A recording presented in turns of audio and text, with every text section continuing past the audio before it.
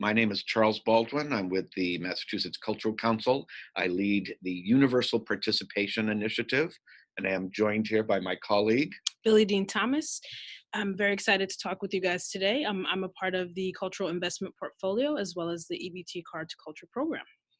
So we are going to jump right in. We thank you very much for being a part of this. There are questions that can be done through a little window on this Zoom platform. Some of these questions we may be able to answer throughout. Some will be held so we can answer them at the end for everybody. And we'll be incorporating that into our session. But again, we are delighted to have you all here and chatting with us about the EBT Card to Culture, which is a program of the Mass Cultural Council. And we're just about 1 year old, a little bit more than 1 year old now. And this program really was kicked off by our colleague, Kaylin King, who is at home with her new baby. So Billy Dean and I will be taking the lead on this.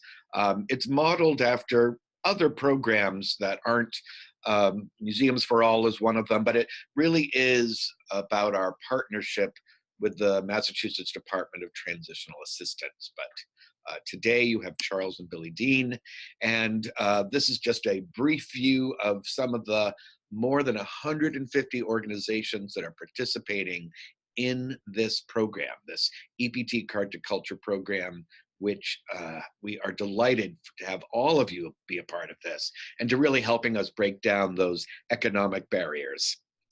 We're going to start off just a little bit about the Mass Cultural Council. Many of you, of course, are recipients of some of our state funds, either through the Cultural Investment Portfolio, the Universal Participation Initiative, but we are the state agency that reinvests dollars into the cultural landscape.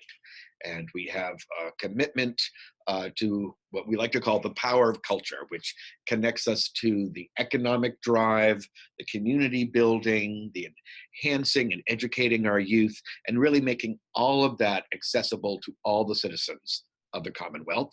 And the EBT Card to Culture is a partnership with the Department of Transitional Assistance.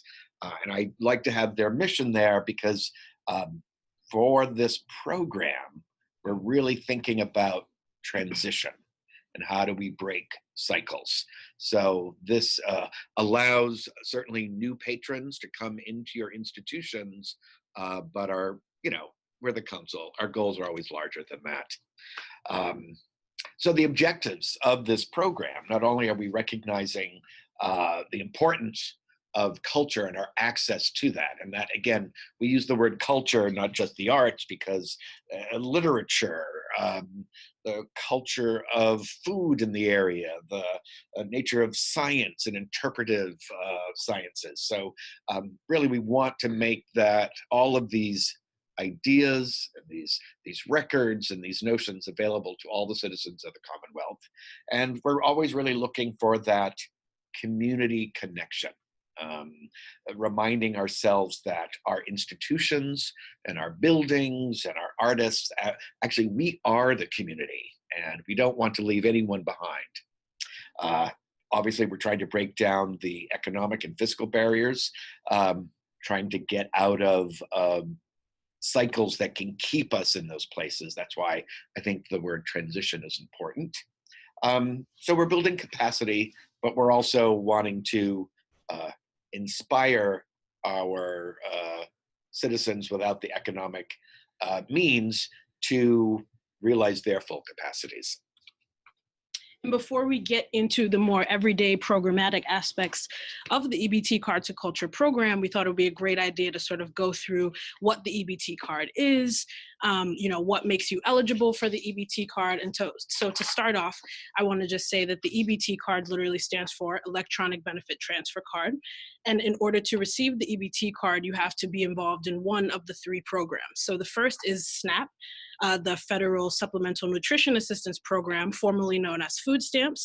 The second is the Transitional Aid to Families with Dependent Children, which provides cash assistance to families and certain pregnant women, and the last being the emergency aid to the elderly, disabled, and children, which is a state-funded program and also provides cash assistance to low-income elderly individuals and people with disabilities. So these are basically the programs that you would need to be a part of in order to receive this one card. And second, I want to talk a little bit about who is eligible for this card. So as you heard previously, there are programs that are specific to folks that are elderly, that may be disabled, as well as families, pregnant women, and children. And so some of the folks that are eligible for the card can be a family of 4. It could also be one person who needs some extra assistance for paying for things such as groceries. So that could be an age range between 18 upwards. It could also be a father and a son. So it doesn't necessarily have to be a full family. It could be a single parent family home as well. And this is just something that we really want to hone in on, that people look differently. They come from different backgrounds. They speak different languages. Therefore, when you do have the program in your institution or in your cultural institution, you would be visiting, people would be visiting from different backgrounds, and they don't necessarily look one way. And so we really want to make sure that that's clear, that we kind of have this understanding of diversity amongst EBT cardholders as a whole. And I think that's an important little notion to sort of resonate with, is that the perception of who gets an EBT card is that potentially it could be anybody. Right. And that's, I think, really important to remember. And that the numbers are pretty big in Massachusetts, too. Billy Dean did a little bit of research. And so there's a lot of families and a lot of people that are eligible. And again, from all walks of life. So. Oh, actually, just to jump in as well, I thought these were really interesting stats. So overall, there is about 445,000 folks in the state of Massachusetts that have active EBT cards, which is a pretty large number. And the DTA serves 1 in 8 people across the Commonwealth. And that includes children, elderly, people with disabilities, men, women, and single parents as well. See, and those are the numbers that resonate, for the data crunchers out there. That's a lot of people, 1 in 8. Right. So again, this program is certainly about building capacity. It's about the importance of culture, and it's also trying to help and sort out that transition. So. And just to repeat again, we have someone has asked to repeat those numbers. Hi, Sarah. So that is 445,000 active EBT cards in the state of Massachusetts, and the DTA serves 1 in 8 families within the Commonwealth. And this webinar will be made available afterwards too, if you want to drop those numbers in. Particularly when you're talking to your teams, it's always good to have. So we can send those out. So as far as who is eligible for an EBT card, there's a lot of people out there who are eligible. And so just to jump in again, now that you kind of have some statistics about who's eligible for the card, what the card is, and who it serves, we want to get into the daily operations of, your programming and how this will actually go into play during the day-to-day. And first, we'll talk about how to identify the actual card, what it looks like, and what to look for, payment and processing. And again, to stress here before we even move forward, we don't pay with the card itself.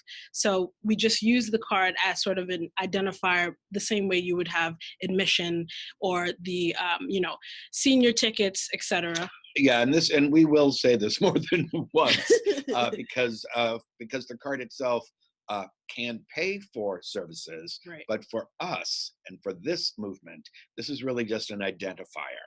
And so that is really what the card is for. We'll talk a little bit about payment. We are the state, so we will talk about tracking usage because we do like our data, and then some other policies that we think are worth considering. And really, and this is at the end of the slide here, but it's so important, we're looking for the very regularity, the ease of use for this card, so that your daily operations, anyone can come in at any time. Again, trying to make it easy, not a special day for special people, but rather the ease of being open to this audience who identifies themselves with this card at any time. Awesome. So the next slide, we're going to talk a little bit about what does the EBT card look like. So there are actually two different types of EBT cards. One has no identification photo, but is still just as valid as the other with the photo. And the reason this is also so important is because when you have folks that come to your museum or theater, we want to stress that you don't necessarily need to have a photo match the person that actually has the card. So sometimes a family of four, the head of the household will be the main photo, and someone else may be using the card for entry into the museum that day. Therefore, we actually stress that you do not use or do not depend on identification when someone is actually coming for the EBT discount for your organization, because that would be hindering folks in other ways if they're not the head of the household. Also, we want to stress that it's for adults as well. As I mentioned previously, that it could also be for one specific person, doesn't have to necessarily be for children or full families. Also, we want to talk a little bit about how, depending on your discipline and one type of organization you have, it can be an in-person transaction where someone can ask for the discount, or it could happen online or via phone. And these are some of the other ways that folks have been able to purchase tickets with their discount.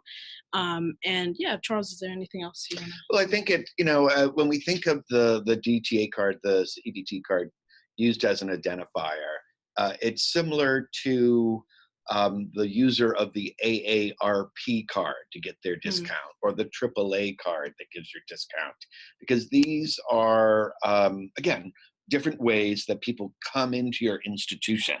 And so whether that is a specific code you use so that someone can make a reservation, that opens up access. But think about the EBT card in that context. The AARP, the AAA,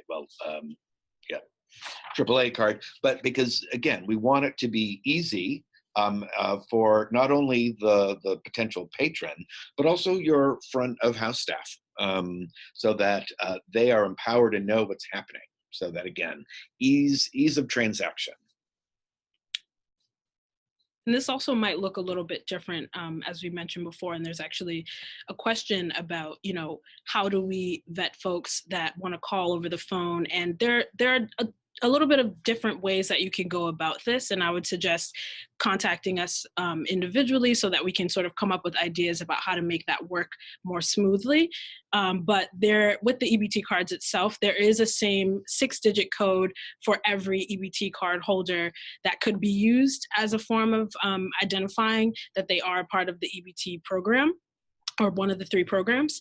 And that could be the beginning into that sort of area that we could start to figure that out.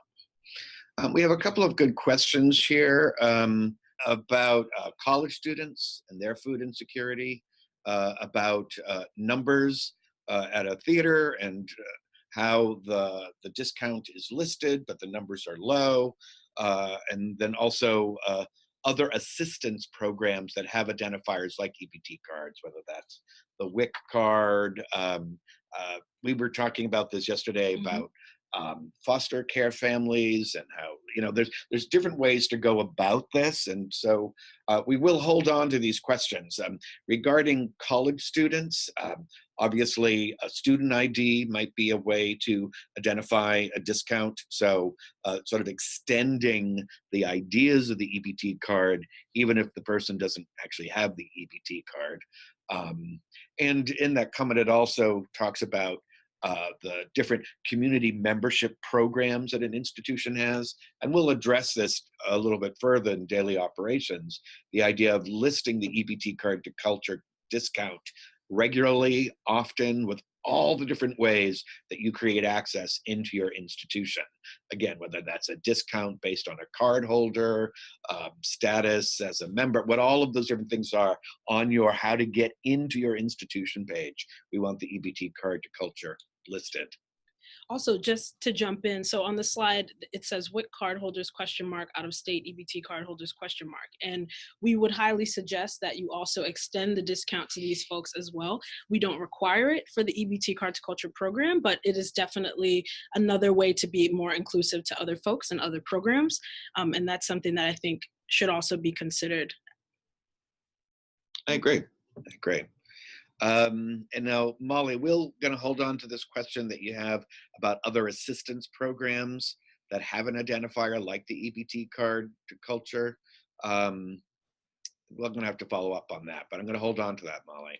So daily operations. And we're going to say this again, but we do always want to, because we've had some confusion with it. The EBT card is not for payment. It really is just as an identifier. If you are offering a discount to the patronage that uses the EBT card, then you're taking monies in all the ways that you regularly take monies. So cash, credit, check. People still use checks. Or if it's again, if it's a free tuition or a free fee, then again, the card is just used as an identifier. Take monies the typical ways that you want, and we want the access again through all the resources that your institution offers, whether it's online or on the phone or in person. So the policies, the patron codes, the various ways that you develop the analytics that come from the entry points, those are contextual for your institution and is something for you to be talking to your team about.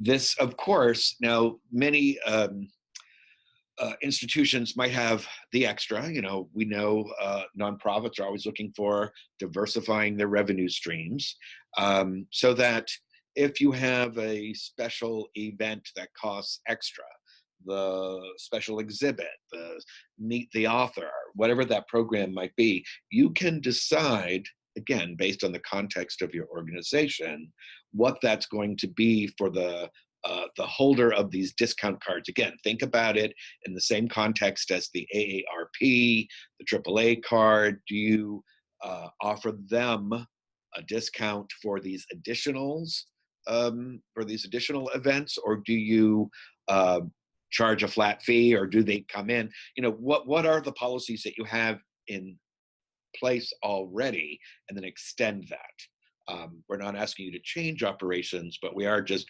looking for this patron who enters into your institution via this card to have an equitable platform for enjoying all the different things that you do.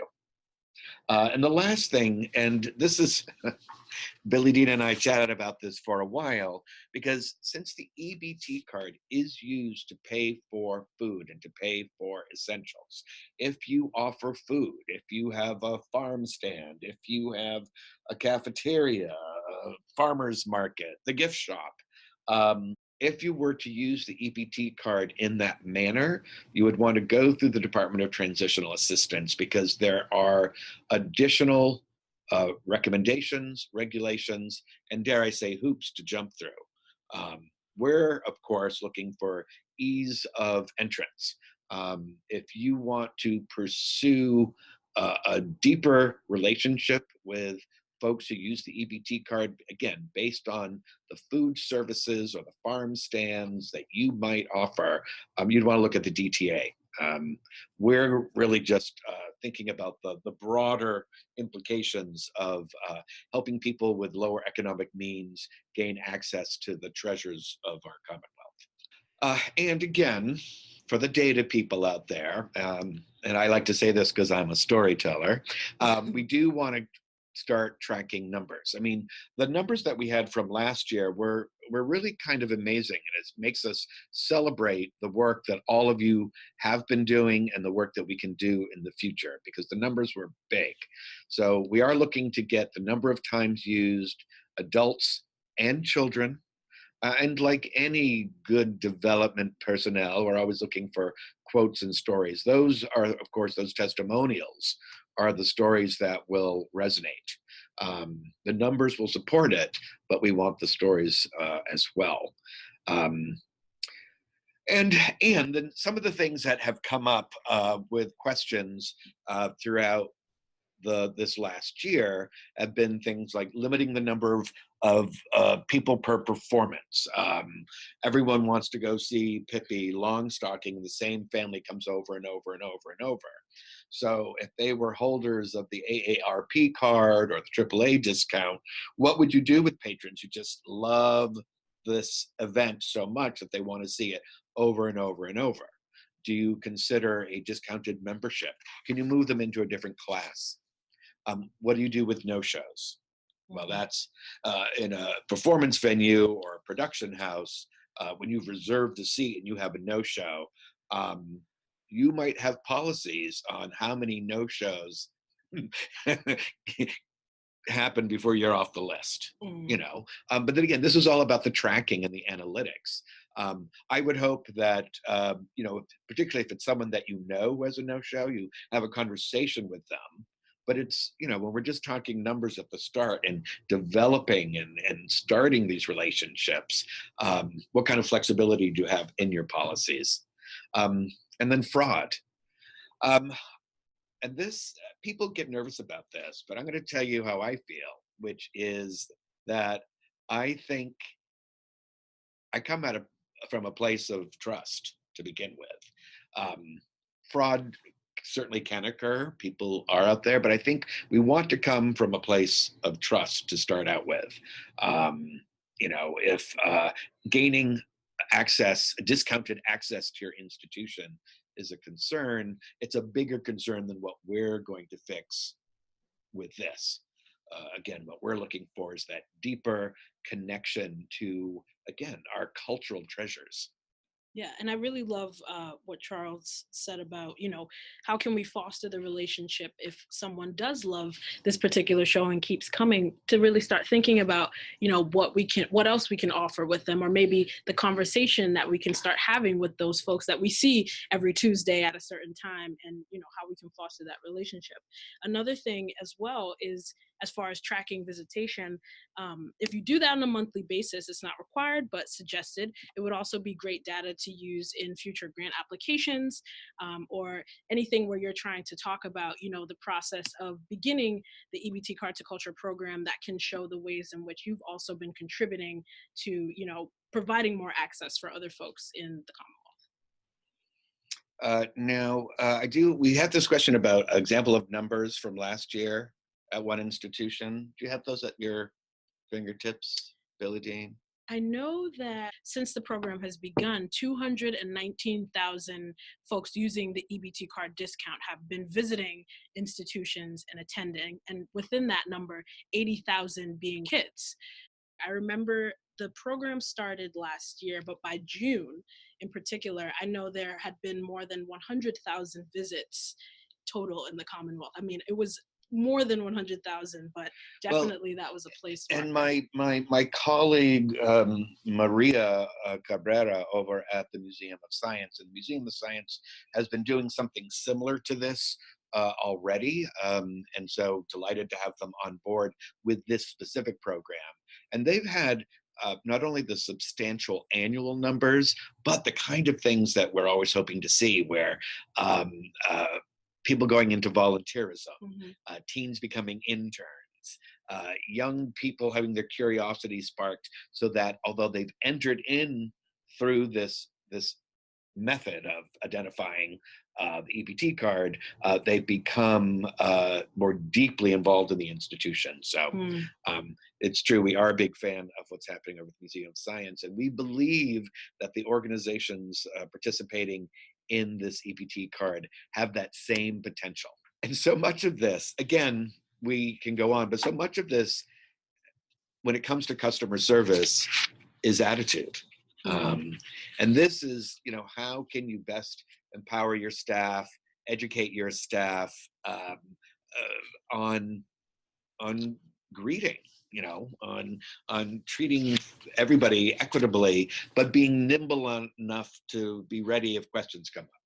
So we're going to chat a little bit about staff training, communication and promotion, which I'm always a big fan of, Information and know before you go. Everyone likes to know that. And that also ties to the analytics. Um, Integration and cultivation. Those sound like my words, very, very fancy. And then want to do more because we want to do we have offered up what we call the staff cheat sheets, and that is an opportunity to really kind of go over those frequently asked questions um, about what the EBT card what the EBT card looks like, who is eligible, the things that we chatted about briefly at the beginning. Because again, what we're looking for is ease of service. So with all staff, we suggest this regular and ongoing training so that new staff are up on it. So we don't hear from the front desk, what's this EBT card? But again, creating that professional, nimble staff that is ready for all the different kinds of folks that come through your front doors. And we always want to make sure that, the person who answers the phone, the person who's at the front desk, the person who's at the doorway, and this really ties into that multi-departmental approach to staff training, because ultimately, patrons, for a variety of reasons, touch all these different departments. And so it's not just the front of house, it's not just the volunteer docent, because it will touch upon your marketing and communications team, security, food service, and all the other things that happen in your institution. Um, and so when we talk about staff training, and Billy Dean and I were chatting about this yesterday when we were going over this, is like any training, is that language specifics become so important. So in the UP initiative, the Universal Participation Initiative, we take as a default. Now you get to know people, it might change, but we take as a default when we're talking about people with disabilities that we talk about the person first and the disability second. And in some ways, this EBT card to culture program creates that same kind of sort of language, because we don't want the EBT card to be the person. Mm. So you wouldn't say 10 wheelchairs coming in, you would say 10 people with wheelchairs coming in. So you wouldn't say 10 EBT cards coming in, you would say 10 people coming in. Right, with the EBT discount. Right. Yeah. So really, and this ties to that kind of sensitivity, awareness, and again, what I like to call nimbleness that your front of house team and all of the different folks on that front facing team, how they are with people. Yeah, and also it's really good to have your board and just to emphasize what Charles is saying about everyone being involved and sort of understanding what the EBT Card to Culture program really is at all levels, so that there's consistency amongst everybody, and really it limits the discomfort of folks that are actually visiting the museum, so there is less of that awkward interaction at the front desk. Well, I think you're bringing up the board is great, because the board really should be tied to the vision of your institution, and that certainly does connect to this welcoming of all people, no matter what pathway they come in. The Right. AAA card, the A retired person's card, the EPT card, the membership card, Hmm. and your board should be aware again of the vision of your institution. Um, and you never know where where your future boards might be coming from, Mm. advisory boards and all. When we think about communication and promotion, one thing, and Candelaria mentioned this in one of her messages, that the Huntington Theater over here in Boston lists the Card to Culture program in their community membership page. So what we're looking for and what we suggest really is that there are obviously multiple ways to come into your institution. This EBT card is one way that we hope that in however your website or your marketing collateral, your printed brochures, whatever ways that are described for people to come in, that pathway in, that this EBT card to culture program is listed right there. regularly with all the other ways, the library discount, the subscription notice, that it's all part of it, because it's just another regular way for people to gain access to your institution. Um, and so we think that it really, again, should just sort of be there. Obviously, you never know what might drive a person to your institution. And what we're looking for is to remove the economic barrier for people without the fiscal strength to do that. Yeah, and something we always talk about as well is, what are some of the ways that have been successful for you in your organization, and what are some of the challenges? Because being that we've only been around with the EBT Card to Culture program for about a year now, we're also looking to hear from organizations what has worked, and what has been, a little bit more difficult.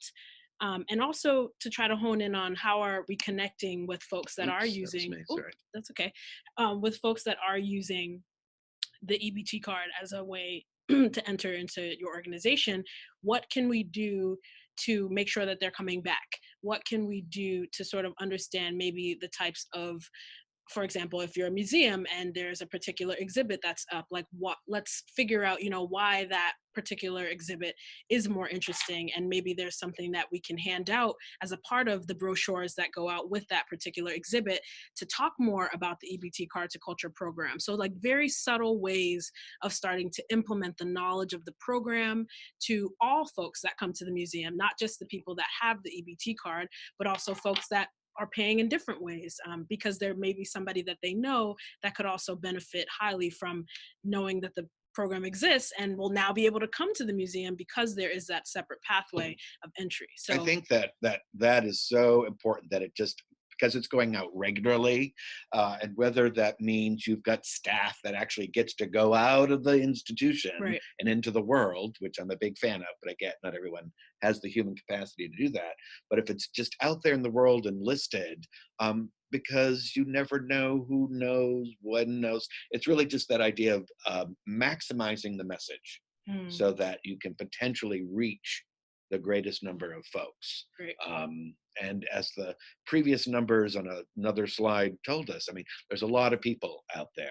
And we also know that, I think this comes from the NEA or some national agency, that only 32% of the population takes advantage of our cultural sector. Hmm. So we have definitely room to grow on all fronts in that regard. So I'd also be curious to hear from folks if how, I guess, your feelings about including some sort of, whether it's a postcard size sort of informational, small flyer that could be going out to all folks in your institutions, or specifically to folks that are coming as a part of the EBT card discount, to just let them know what's going on, and maybe even collecting, taking our one of our first slides that shows an array of all the organizations that are participating in the EBT Card to Culture program, so that folks know that this exists also in other places and other partnerships, so that we can continue to expand the inclusion elsewhere. So the Mass Cultural Council, of course, is thrilled to have organizations involved, and so the council will certainly promote it, and the individual organizations, we ask you to promote it. Right. And the question here now is, does the DTA, does the Department of Transitional Assistance, promote it? And in the conversation Billy Dean and I have been having, we have a couple of thoughts on that, because the DTA lists it. Now, where that list lives, it's hard to say. We're looking. They're supposed to be launching a new website that's going to be very responsive to telephones, and so everything is wrapped up in the phone. And we also know that state departments can get, how shall I say this, bureaucratic, because we got talking about the different regional offices that exist throughout the Commonwealth, and the idea of hosting a gathering or not so much a party, but it's like a fun info session. See, that's me. I'm always trying to put work and fun together. um, to actually reach the people who work in those offices, to talk to them about these resources. Because ultimately, those of us in the sector, isn't that what it's about? This idea of, one to one, face to face Mhm. access. And we think that if people in the regional offices know about what's in their neighborhood and what's available, there's a one to one chance of getting promoted on that level. Um, so we were hoping to have the DTA on this call, in this session, and we're going to get them.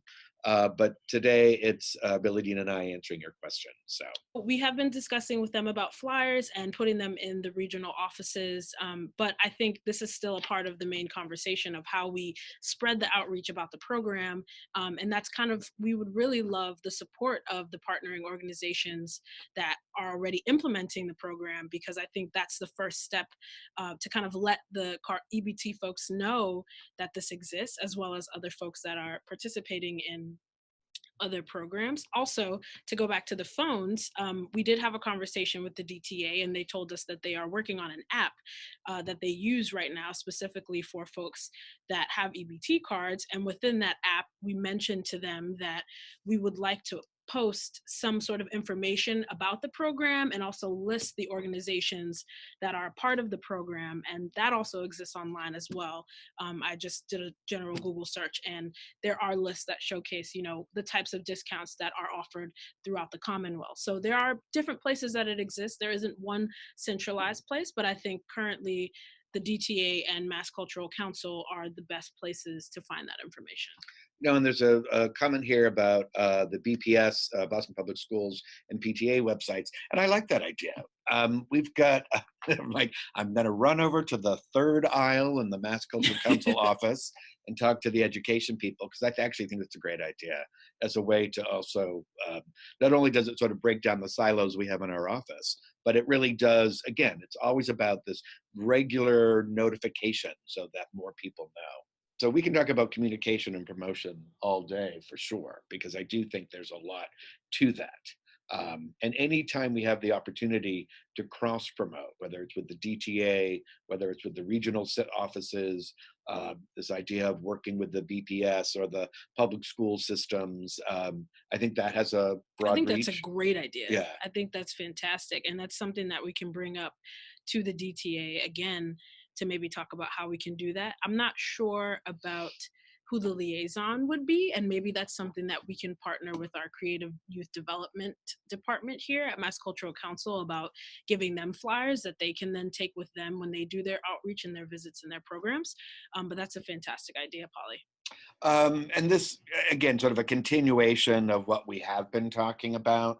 The slide shows an image of the EBT card to culture program listed with the various other ways that you can enter into the institution. We like that. Again, keeping the website clear, flyers for cross promotion. And I also like, and this is something that always resonates with the work that I do. One size doesn't fit all. The Mm. EBT Card to Culture program isn't going to answer all of the issues for people with economic barriers, but it's a start, and that I think is what we're looking for. Is that we've had a we've had a strong year, and we want to keep the program going, because longevity and sustaining this program will also make it more noted and more available and more people hearing about it. And I think the numbers will go up with that. I included this information in Know Before You Go because the other thing to remember, as we were talking about, anyone could be the recipient of an EBT card, that this idea that people carry multiple identities. And, we know that joblessness, the need for personal care attendance, we don't know which way some of our medical insurance and medical support will be going over the next couple of years. So the more information that you can provide to any of your patrons, how to get there, where the the foods might be, where the restrooms are, using graphics to help identify, to remember that not everyone speaks English.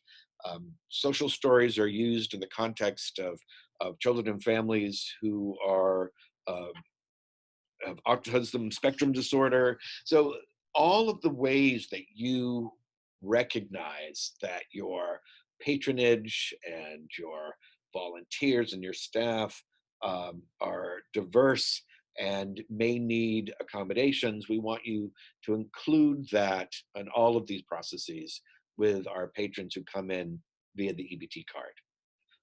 And so that's what this page is that the more you can fight the anxiety of getting through the front door and that initial step, the easier it is to really start creating that sense of like, this institution is for me.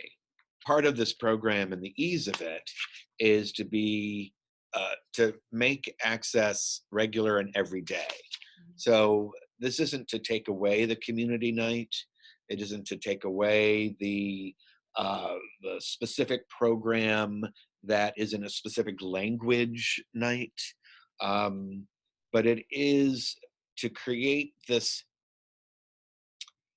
This is where I always talk about institutions being part of the community and not separate from the community. That idea of engaging with patrons, engaging with people, as opposed to serving them.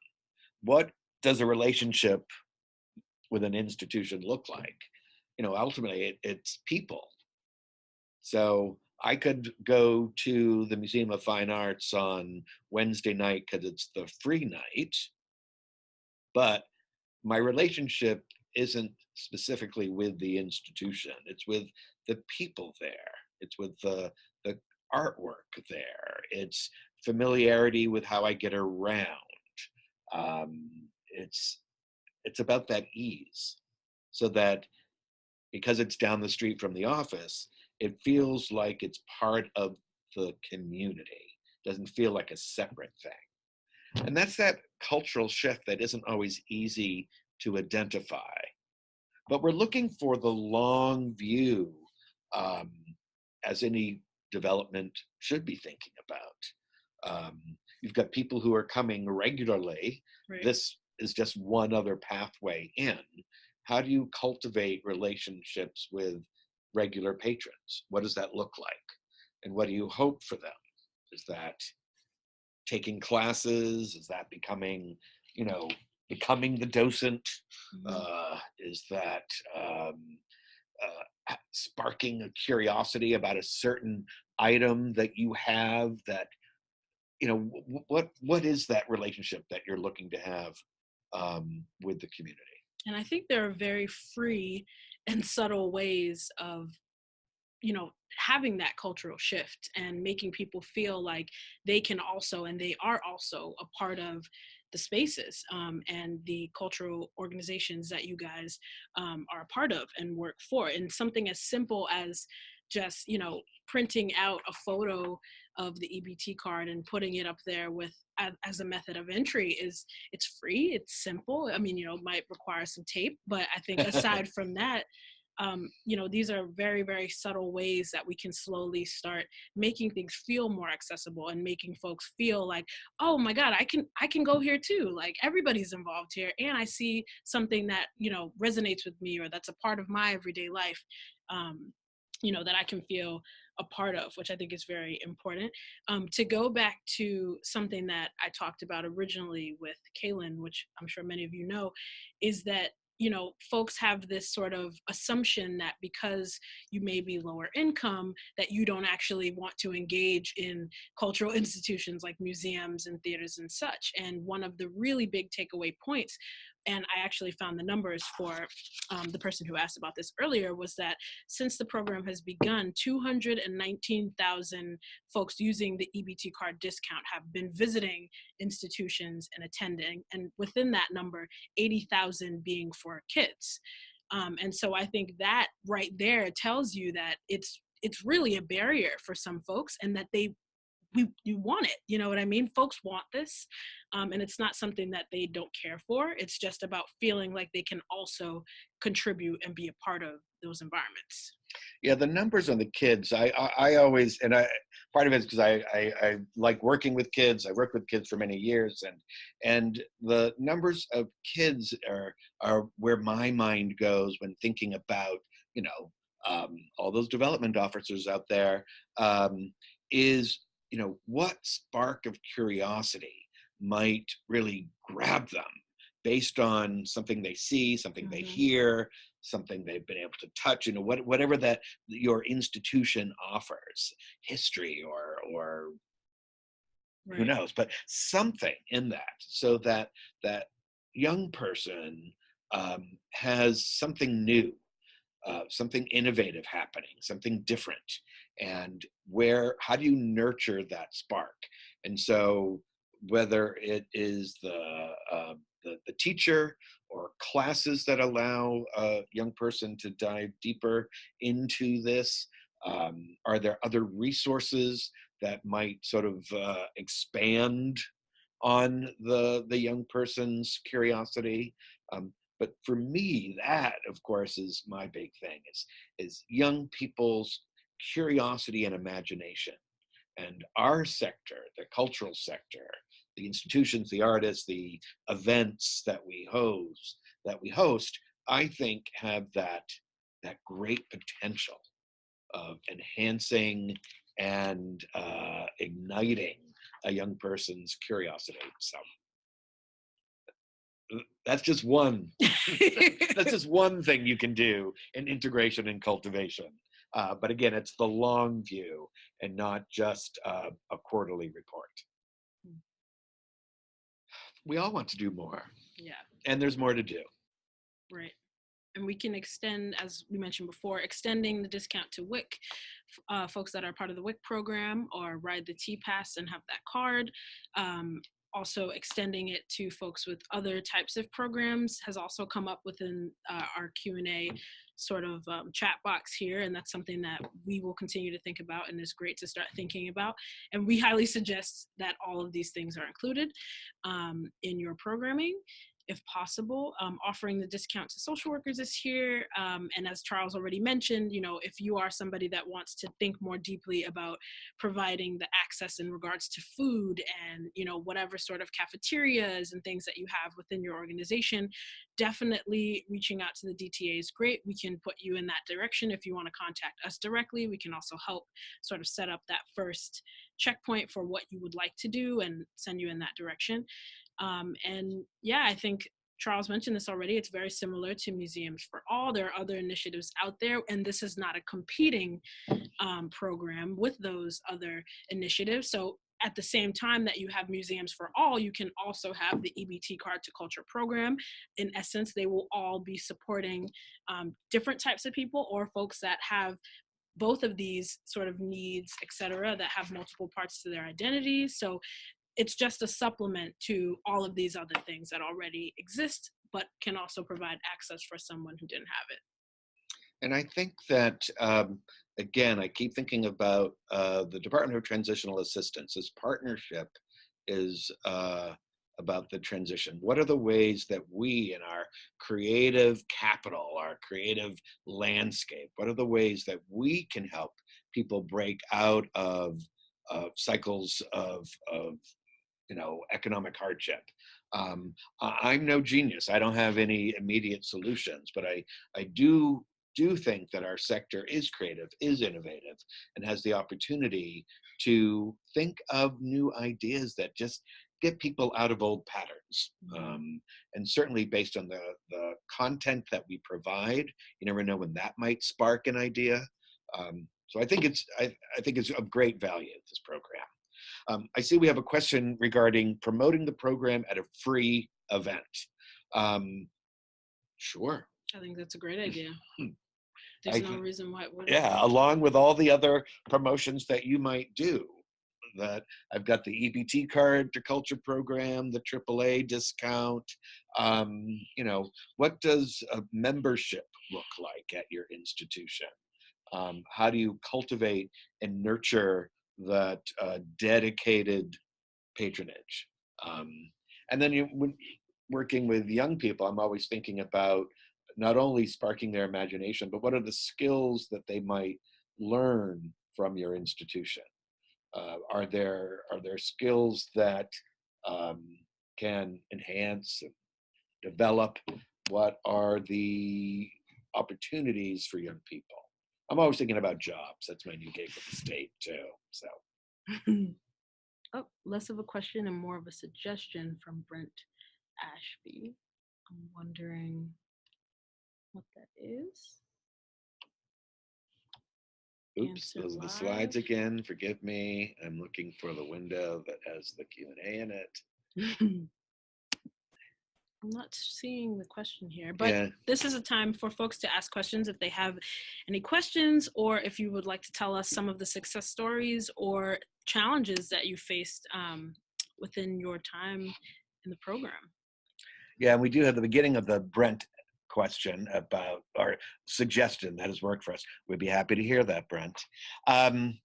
So we really think that the idea of keeping this simple is the goal. And we know, based on the various institutions that are out there, that it isn't always simple on the back end. Gathering patron data, making sure that staff is trained, developing these deeper relationships. Um, and so really it does fall to you, or the workers at these institutions, to think about what the vision of your organization is, and what you want from patrons in general, because I think that's going to tie specifically to what you hope for with patrons who come in through this pathway. Oh, and Brent responded. He has a great suggestion: extending member rates for special programs and events with program, and give info to people that come in on all that you offer. The more people are able to experience what you have, the more they're able to suggest it. That is so true. That is so true. When I was over at Wheelock Family Theater, we always kept Braille brochures out in the lobby. Um, Not so much that we thought people who were Braille readers or who were blind came to every single show, but that it sparked curiosity. It got people talking about it, because you never know who knows somebody. And I think that is part of it. It's this regular, consistent promotion of what you offer. Obviously, not too much, the endless emails, but it is that balance that your institution has, and how you promote, and the different pathways into your institution, that regular communication about all the different ways that you can come in.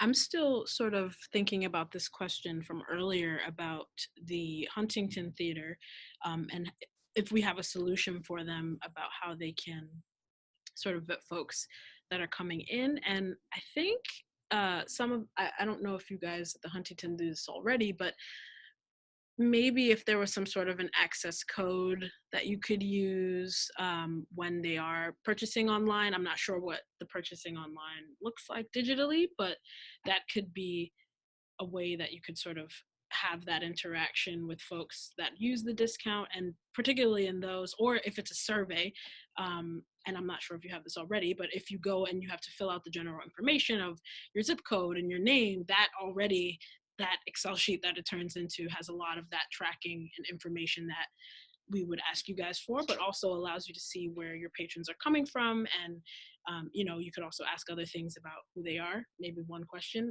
to kind of get a feel for building that relationship with those folks. So that could be a solution if that hasn't been implemented already. And sometimes when I think about, how do we increase numbers, I think of the triangulation effect, which is, who's the third party that might be able to help you with this? And now I, of course, have worked with Candelaria before, so some of these ideas I probably got from her. But the idea of whether it is, we had someone mention the BPS and PTAs. So is the third party working with the BPS, the Boston Public School Systems, to make them aware about the EBT card to culture program. So then kids are aware, and then maybe they extend that information beyond. Um, Worked a lot with Boston Public Libraries, and I believe Candelaria still does. So the idea of, is there information that you have out in libraries? Where do people gather? Mhm. People gather at school, people gather at the library, people gather at places of worship. So that would be the third thing that I would think of. Is there a partnership a relationship that you have at places of worship where this kind of information can be extended? So the honor system, the whole idea of like when you reserve online or purchase online, um, do you so if I am a holder of my AARP card, which I'll be having any second now, so I have my AARP card, my retired person card, and I am going to purchase a ticket online. And now, if am I putting in an AARP number, Yes. or do you look at my AARP card when I arrive to pick up the tickets? So that's one way, but I mentioned this earlier. So every EBT card starts with the same 6 digits. So that can be your identifier as to who is using the EBT card discount. I can email you, or you can reach out to me, however, and I can send you the 6 digit code. I could also give it to you now. It's 600875. But basically, that 6 digit code is the same for every EBT card holder. And that can be used and put into your system online. That will tell you that they're using that particular code. Farmers markets. Yeah, we've been talking about farmers markets too. Candelaria, we got to get you in this office. We were talking about farmers markets because one, a lot, particularly out in the western part of the state, a lot of our cultural events, cultural venues are connected to this seasonal harvest and this idea of, you know, this idea of connecting our food to its nutritional value Mhm. and the whole like where it came from as opposed to just the store, I think is a bigger picture. But again, um, I think food is sometimes bigger than just what I eat, but actually it's the fuel and where does it come from. So I think connecting to farmers markets is a great idea. Mm.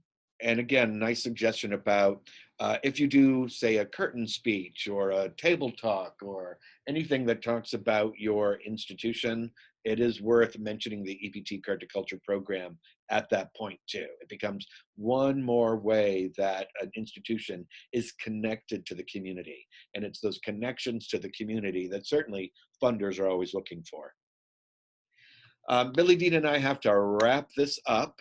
You have our emails here. Billy Dean has been emailing everyone already.